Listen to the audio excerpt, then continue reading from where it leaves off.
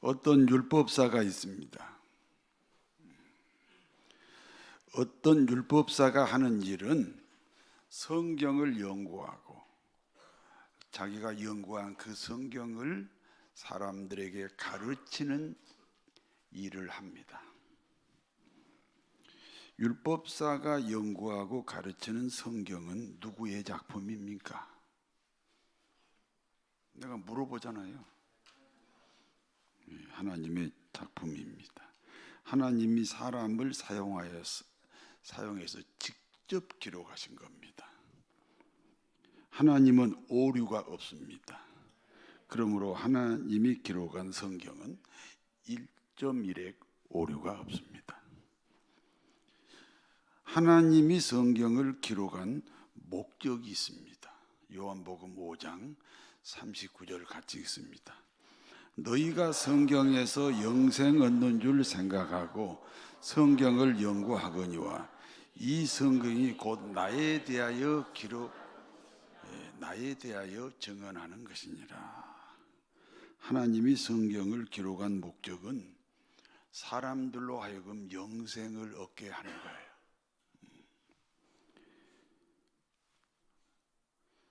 내가 설교할 때는 고개를 들고 나를 다 쳐다봐야 돼.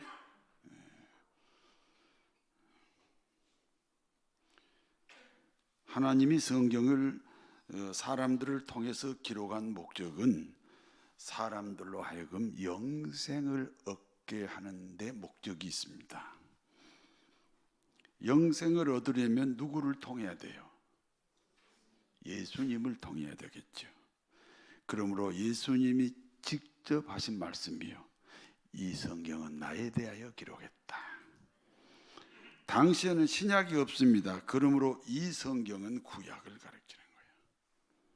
구약에 한마디 예수님이라는 단어가 안 나오지만 사실은 예수님에 관하여 기록했다는 거예요.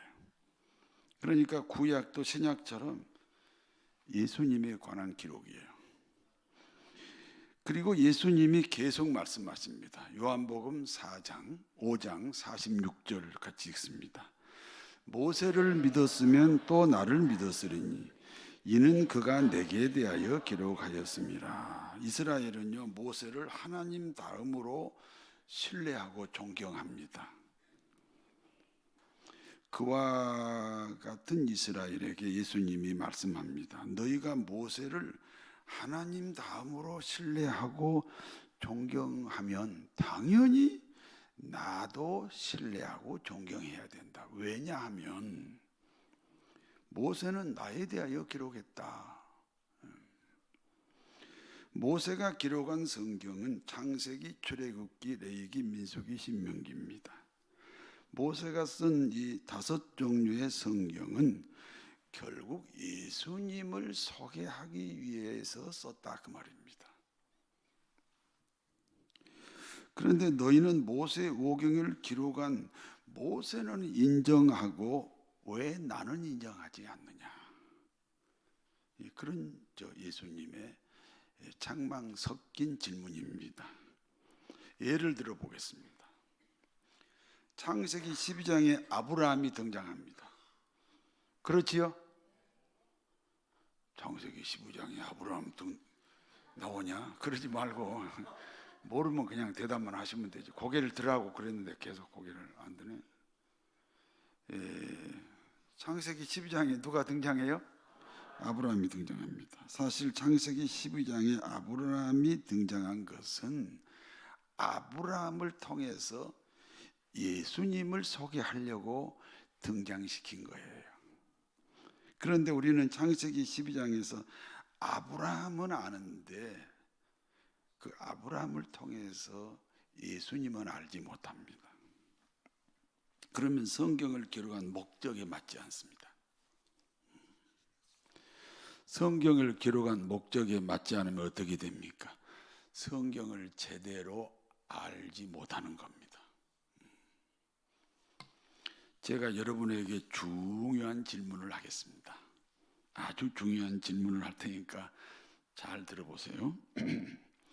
신구약을 달달 외우는 어떤 목사님이 계십니다. 그런데 이 목사님은 아직 예수님을 영접하지 않았습니다. 다시 말해서 신구약을 달달달달달 외우는 목사님인데 구원의 확신이 없어요. 영생을 얻지 못했어요. 그러면 성경을 아는 분입니까? 모르는 분입니까?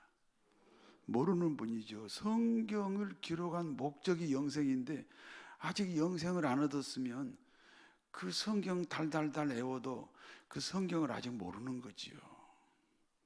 왜냐하면 성경을 기록한 목적이 사람들로 하여금 영생 얻는 것이기 때문이에요. 반대의 경우입니다. 글을 모르는 어떤 할머니가 계십니다. 그래서 평생 성경을 읽거나 쓴 적이 없어요. 그러나 예수님을 영접하고 영생 얻었어요. 그러면 성경을 아는 분입니까? 모르는 분입니까? 아는 분이잖아요. 그 목적을 이루었으니까. 당연히 성경을 아는 분입니다. 성경을 기록한 목적대로 영생을 얻었기 때문입니다. 사랑하는 성도 여러분, 성경을 통해서 영생을 얻으셔야 됩니다. 근데 사람들은요, 세상의 계급처럼 집사가 됐으면, 아니면 안수집사가 됐으면, 아니면 장로가 됐으면, 심지어 목사가 됐으니까 기독교 레벨이 올라간 것처럼, 아니에요. 영생을 얻어야 기독교인이에요. 평생 동안 성경을 연구하고 가르치는 율법사가 예수님에게 질문합니다. 선생님, 무엇을 하여야 영생을 얻습니까? 율법사의 질문에는요, 두 가지 모순점이 있어요. 하나는 예수님에 대한 호칭이에요. 호칭. 예수님을 선생님이라고 불러요. 예수님을 선생님이라고 부르면 기독교는 도덕 수준의 종교가 돼요. 불교의 석가모니 선생 맞습니다. 유교의 공자도 선생이 맞아요. 그러나 기독교의 예수님은 선생이 아니에요. 주님이에요. 예수님이 주님이 되면 우리 인생의 통치자가 되는 거예요. 그리고 우리 인생의 통치자가 주님이 될 때 우리는 비로소 기독교인이라고 하는 거예요. 당신 종교가 뭐예요? 기독교예요. 그러면 누가 나를 통치해야 돼요? 예수님이 통치하고 계셔야 돼요. 다른 하나는 예수님을 시험하여 질문합니다. 시험하여 질문했다는 것은 답을 가지고 질문했다, 그런 뜻입니다. 답을 가지고 질문하면요, 답을 가르쳐 줄 수가 없어요.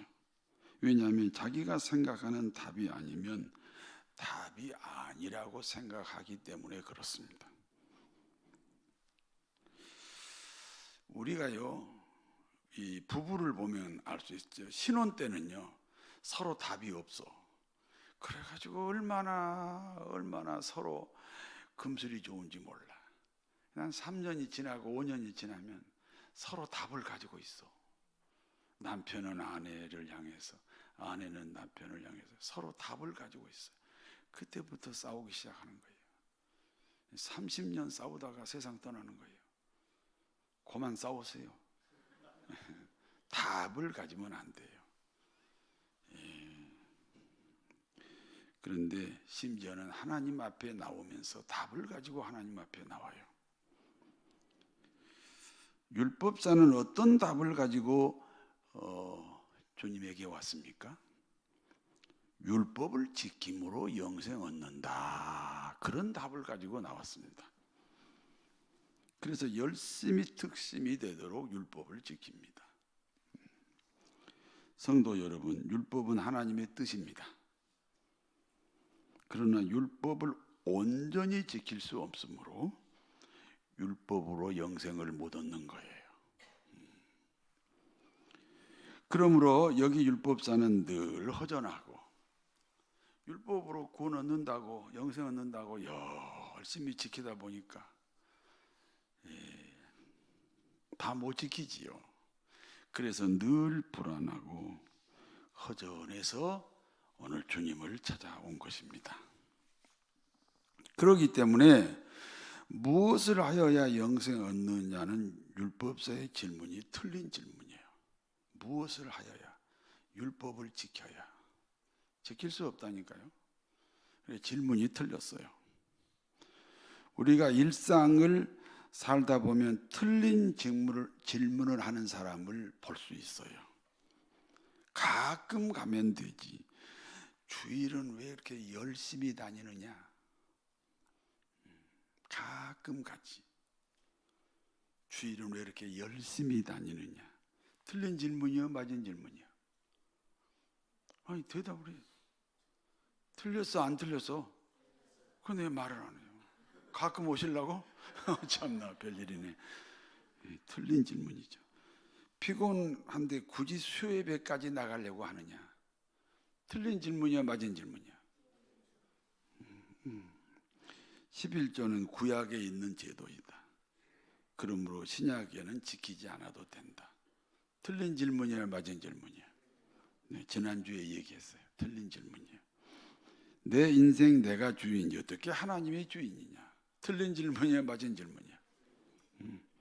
틀린 질문을 하는 사람에게는 답을 가르쳐 주면요, 그 답 때문에 논쟁이 됩니다. 그럼 어떻게 해야 됩니까? 같이 틀려줘야 돼요. 가끔 나가지 뭐 주일마다 나가느냐? 그래, 당신 말에 맞아. 그리고 주일날 나오면 돼요.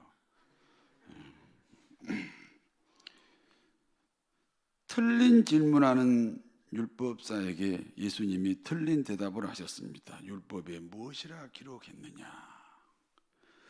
율법사가 대답합니다. 마음과 뜻과 정성과 힘을 다하여 하나님을 사랑하라.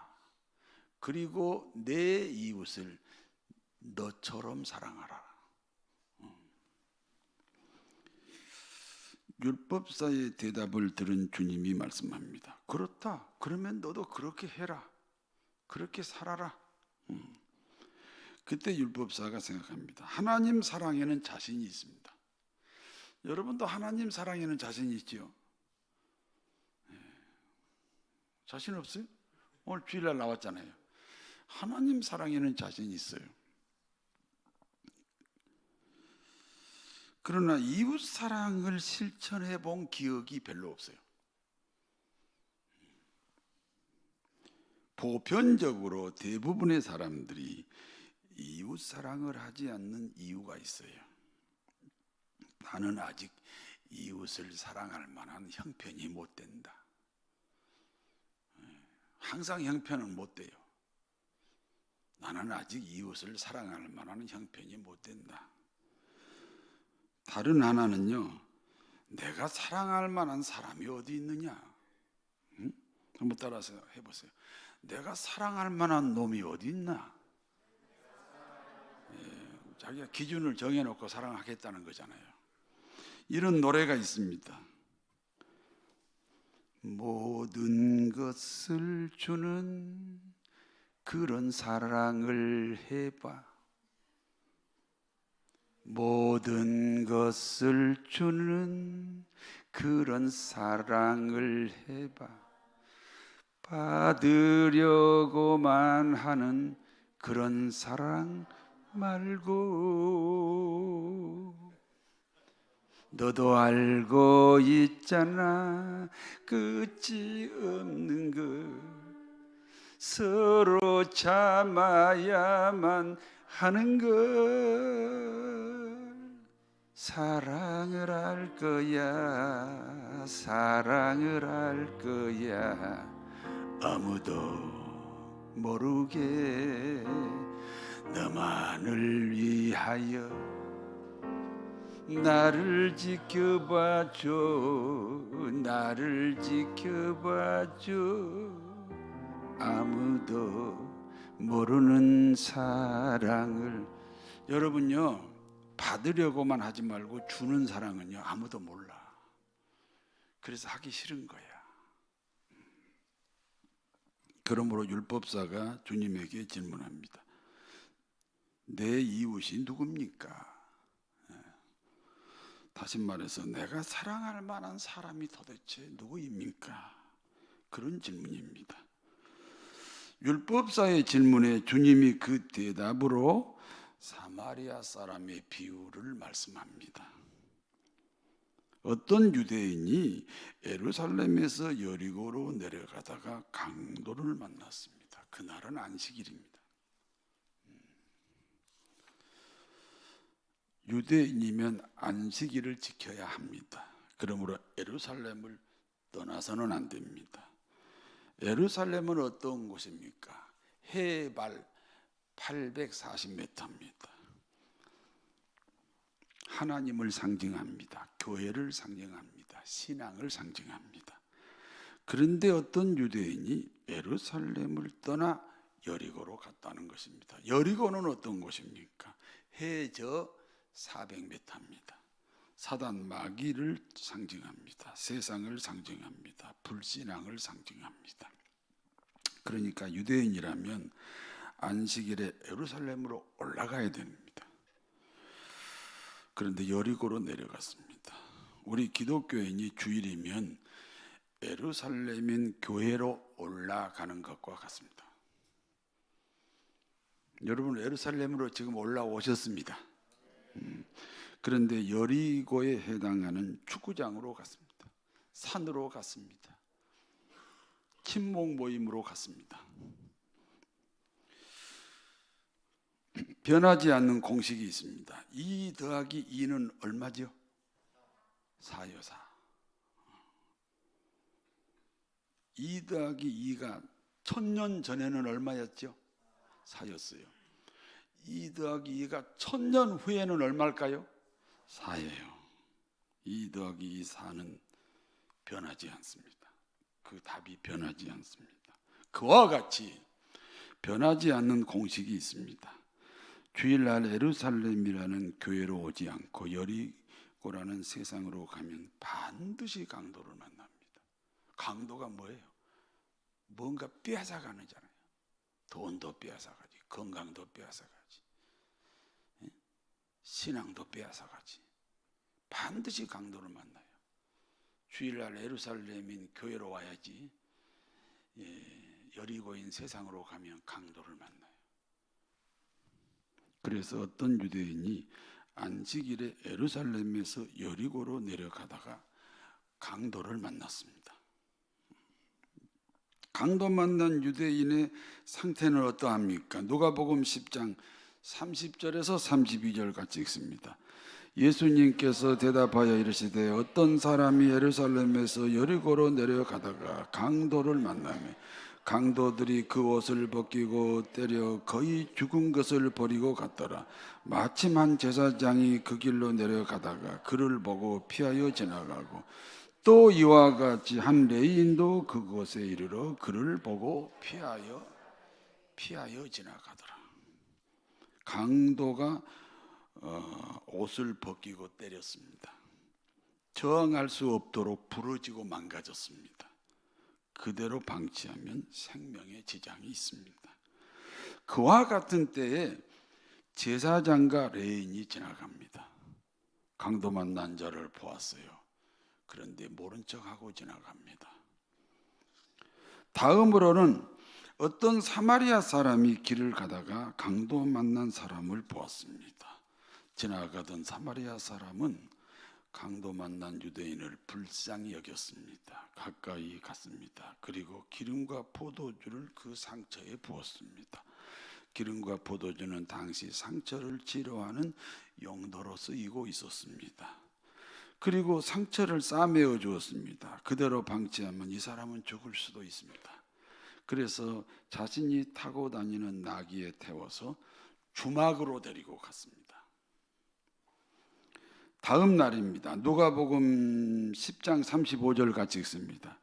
그 이튿날 그가 주막 주인에게 데나리온 2를 내어주며 이르되 이 사람을 돌보아주라. 비용이 더 들면 내가 돌아올 때 갚으리라. 주님이 율법사에게 질문합니다. 내 생각에는 이 세 사람 중 세 사람이죠. 레위인, 제사장, 사마리아 사람, 이 세 사람 중에 누가 그 강도 만난 자의 이웃이 되겠느냐? 율법사가 대답합니다.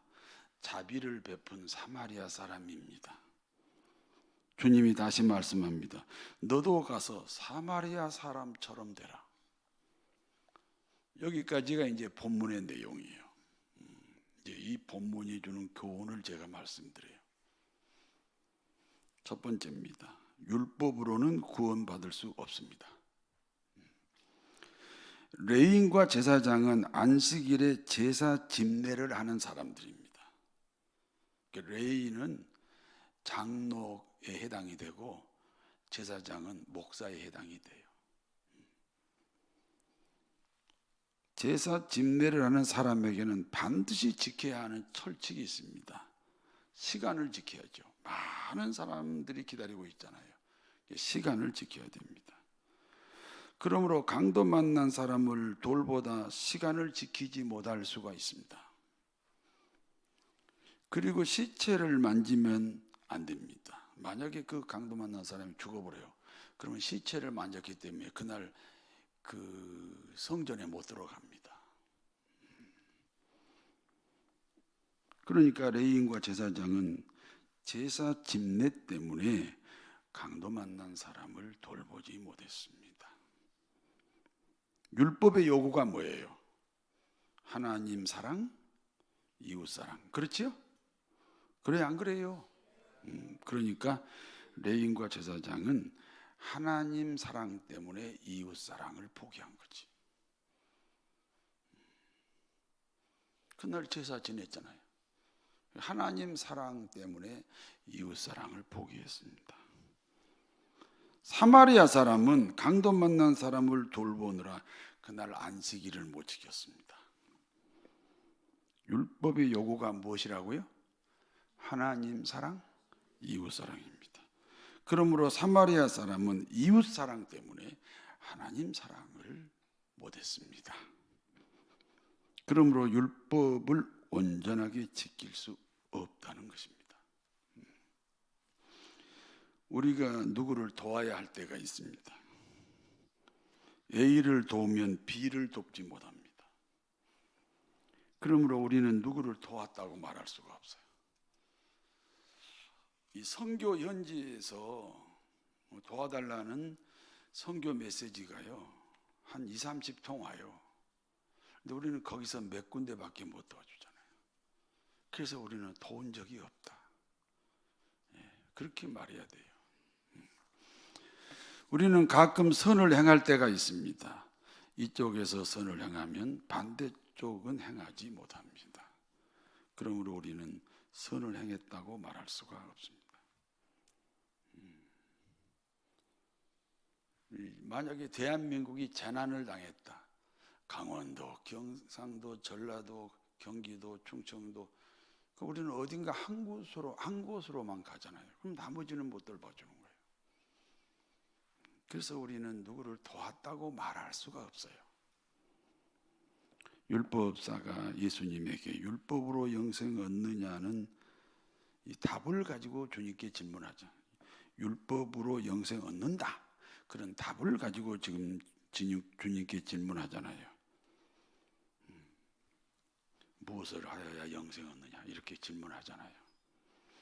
제사장과 레위인은 하나님 사랑은 실천했으나 이웃 사랑을 실천하지 못했습니다. 사마리아 사람은 이웃 사랑은 실천했으나 하나님 사랑은 실천하지 못했습니다. 무슨 뜻이에요? 모든 율법은 모두 지킬 수가 없습니다. 그러므로 율법으로 구원 얻을 수 없습니다. 여러분, 율법을요 무시하면 안 돼. 율법은 하나님의 뜻이 맞아요. 그런데 그 율법을 우리는 온전하게 지킬 수 없어요. 그래서 율법으로 구원을 얻지 못한다. 두 번째입니다. 사마리아 사람이 누구냐 하는 질문이에요. 이게 오늘 설교의 포인트예요. 사마리아 사람이 누구냐? 누구든지 예수 그리스도를 만나야 구원받습니다. 사마리아 사람과 유대인에는 어떤 관계입니까? 본래 같은 유대인입니다. 그런데 사마리아 사람들이 하나님을 배신했다는 겁니다. 그래서 유대인들은 사마리아 사람들과 상종하지 않습니다. 이 부부가요, 이혼하면 아주 남보다 더 나쁜 남이 되잖아요. 그런 것과 같아요. 같은 민족인데 이제 이 사마리아 사람들을 하고 유대인들이요 아주 원수로 지냅니다. 예를 들면 어떤 유대인이 사마리아 사람에게 도움받았습니다. 그러면 사마리아 사람에게 도움받은 그 유대인은 자기 공동체에서 추방당합니다. 아니, 차라리 죽고 말지. 무슨 사마리아 사람에게 도움받아? 그래가지고요, 자기 그 마을에서 쫓겨납니다. 그런데 말입니다. 본시 죽음을 선택할지언정 사마리아 사람에게 도움을 받지 않는 유대인이죠. 그런데 오늘 도움받았잖아요. 이유가 무엇입니까? 고개를 흔들면서 거절해야 되는데 목이 부러져 버렸습니다. 손을 내저으면서 거절해야 되는데 팔이 부러져 버렸습니다. 오지 말라 이렇게 말해야 되는데 말을 할 수가 없습니다. 온몸으로라도 거절을 표현해야 하는데 온몸이 모두 부러졌습니다. 허리도 부러졌습니다. 다리도 부러졌습니다.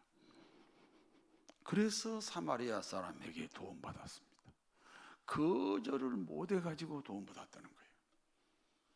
거절할 수 없어요. 다 부러져서. 그래서 도움받았다는 거예요. 인간은 죄인입니다. 아니, 인간은 죄인이라니까. 인간이 죄인이라는 것은요, 인간은 그 마음이 예수님을 거절하는 마음이라는 거예요. 인간이 죄인이다 그 말은 그 마음이 예수님을 거절하는 마음이에요. 그래서 이 안 믿는 사람들은 괜히 교회에 대해서 비난해요. 아니, 교회가 얼마나 좋은 일을 많이 해요. 그런데 까닭없이 비난합니다. 왜냐하면 그 마음이 예수님을 거절하는 마음이에요. 그래서 죄인이라 그래요. 로마서 1장 28절입니다. 또한 그들이 마음에 하나님 두기를 싫어하며 하나님께서 그들을 그 상실한 마음대로 내어버려 두셨다. 어떤 인간도 그 마음에 하나님 두기를 싫어한다니까요. 그렇기 때문에 그 마음이 부러지지 않고는 주님을 받아들일 수가 없어요. 모태신앙 쓸데없는 소리 하지 말아요. 심지어는 뭐 목사, 장로 쓸데없는 소리 하지 말아요. 예수님을 받아들이려면 그 마음이 부러져야 돼요. 그 외에 다른 방법으로 예수님을 영접할 수가 없어요.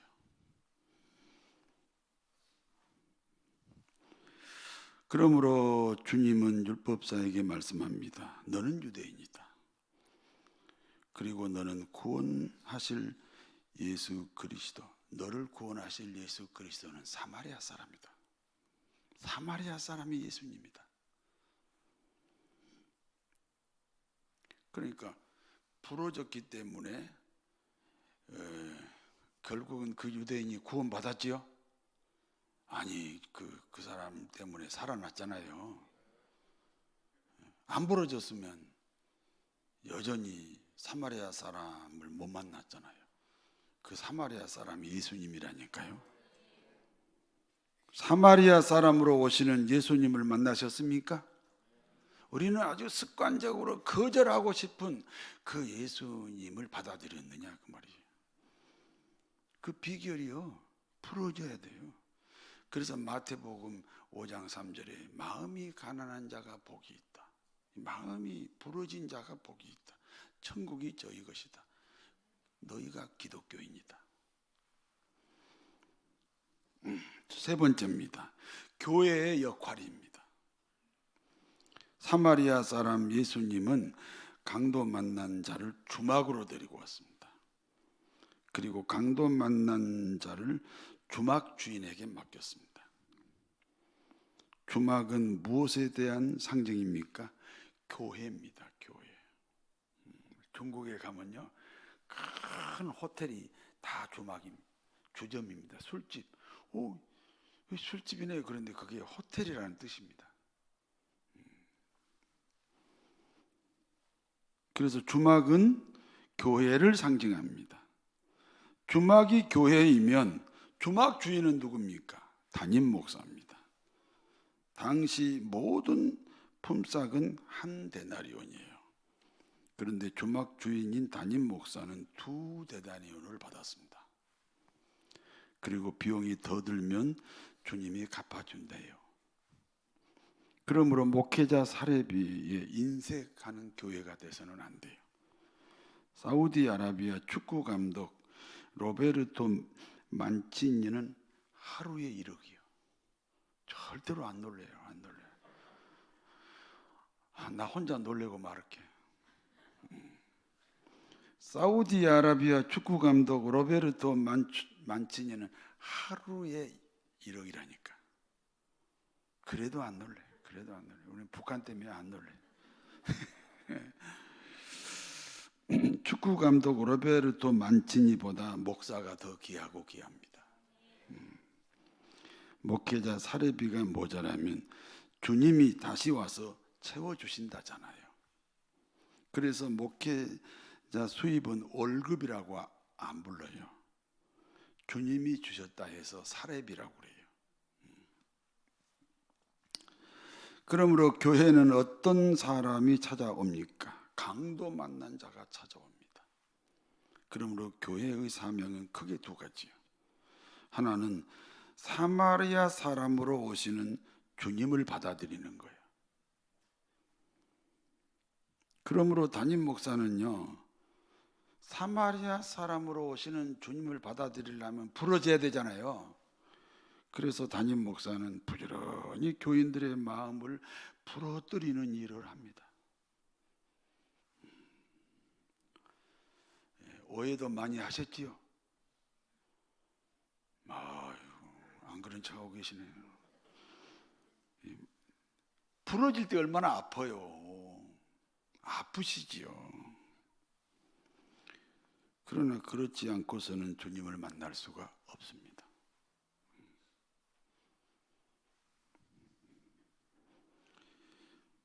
반드시 우리가 유대인이에요. 교회 다니면 다 유대인이에요. 근데 반드시 예수님은 사마리아 사람으로 오셔요. 그래서 안 부러지고는요 만날 수가 없는 분이에요. 옆에 사람한테 한번 인사해봐요. 그래서 부러지셨어요? 이렇게 봐. 절대 옆에 사람하고 인사 안 해요. 안 부러졌나 봐요. 예. 아파요. 그래서요 우리 교회 다니다가 어느 날 안 나와요. 왜? 부러지는 게 있어요. 목사님 설교가 맨날 부러지는 거예요. 그래서 막 몸이 진짜로 아파요. 부러져 버리면 얼마나 쉬운데 그게 그렇게 어려운가? 어렵네. 나도 어려웠어. 나도 어려웠어요.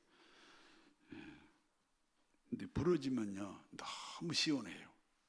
유쾌해요. 상쾌해요. 교회 사명 첫 번째는 부러져서 예수님을 영접해야 되고요. 그리고 2번째는요 치유입니다. 마음도 치유받아야 돼요. 몸도 치유가 필요합니다. 오늘 본문에 대한 정통적인 해석이 있습니다. 강도 만난 사람은 제사장과 레위, 강도 만난 사람을 제사장과 레위는 돌보지 않고 사마리아 사람이 돌보아 주었다. 그러니까 종교적으로 유능한 제사장과 레위인에 대해서 비난합니다. 비록 종교적으로는 서툴지만 이웃을 돌본 사마리아 사람에 대한 칭찬입니다. 이것이 전통적인 해석 방법이에요. 그러나 그와 같은 해석은 복음적이지 않습니다. 오늘 율법사의 질문이 뭐예요? 무엇을 하여 영생을 얻느냐는 질문이잖아요. 그러면 그 질문에 대한 대답이 사마리아 사람 비유거든요.